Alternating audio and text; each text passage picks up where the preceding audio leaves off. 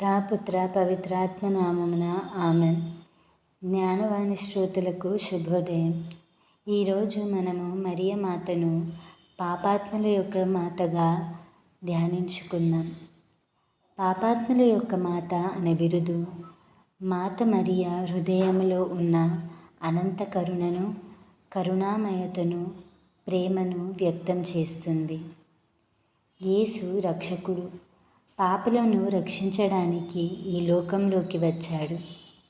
మరియ ఆయన తల్లి కాబట్టి ఆమెను పాపాత్ముల తల్లి అని కూడా పిలుస్తారు. పాపులు నిరాశలో పడకుండా ఆమె వద్దకు వచ్చి ఆమె మధ్యవర్తిత్వం ద్వారా యేసు యొక్క క్షమ, శాంతి, రక్షణను పొందగలరు. లూకా సువార్త 19వ అధ్యాయము 10వ వచనము. మనుష్య కుమారుడు నశించిన వారిని వెతుకుటకును రక్షించుటకును వచ్చెను. క్రీస్తు పాపులను క్షమించడానికి, వారిని తిరిగి దేవుని దగ్గరకు తేవడానికి తన ప్రాణాన్ని అర్పించాడు. మరియ శిలువ క్రింద నిలబడి తన కుమారుడి త్యాగంలో భాగస్వామి అయ్యింది. అందుకే ఆమె పాపులందరికీ తల్లి అయింది. ఆధ్యాత్మిక భావన. మధ్యవర్తిత్వం. పాపులు యేసు వద్దకు నేరుగా వెళ్ళేందుకు భయపడినప్పటికీ మరియ వద్దకు నమ్మకంగా వెళ్తారు. ఆమె మన కోసం తన కుమారుడి దగ్గర ప్రార్థిస్తుంది. అనంత కరుణ. మరియ తల్లిగా ఎవరినీ త్రోసిపుచ్చదు. ఎంతటి పాపి అయినా ఆమె ప్రేమను అనుభవించగలడు. ఆశాకిరణం. పాపములో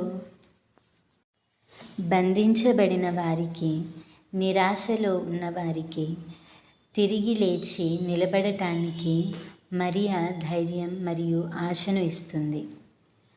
మన జీవితానికి అన్వయం. మొదటిది, పశ్చాత్తాప జీవితం. పాపుల తల్లిగా మరియ మనలను పశ్చాత్తాపం వైపుకు నడిపిస్తుంది. రెండవది, తల్లి వద్ద విశ్వాసం.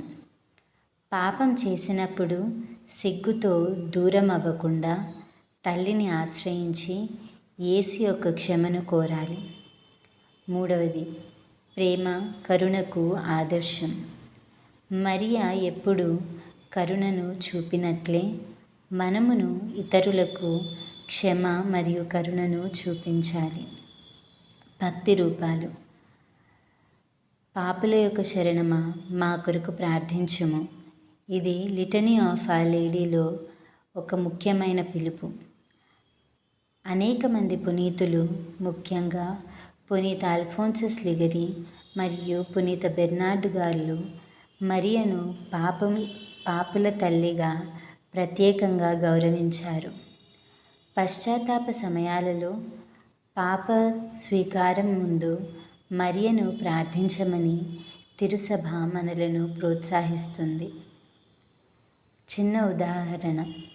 ఒక బిడ్డ తప్పు చేసినప్పుడు తండ్రి దగ్గరికి వెళ్ళడానికి భయపడతాడు, కానీ తల్లి వద్దకు పరిగెత్తుతాడు.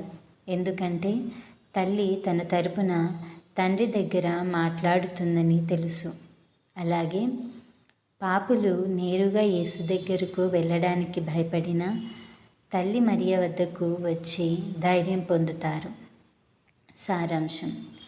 పాపాత్ముల యొక్క తల్లిగా మరియ ప్రతి పాపిని తన గుండెకు చేరదీసి నిరాశ నుండి రక్షిస్తుంది.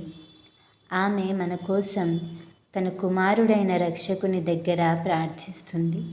అందువల్ల ఎంతటి పాపి అయినా ఆమెను ఆశ్రయించి క్షమ, కరుణ మరియు క్రొత్త జీవితమును పొందవచ్చును. ఆమెన్.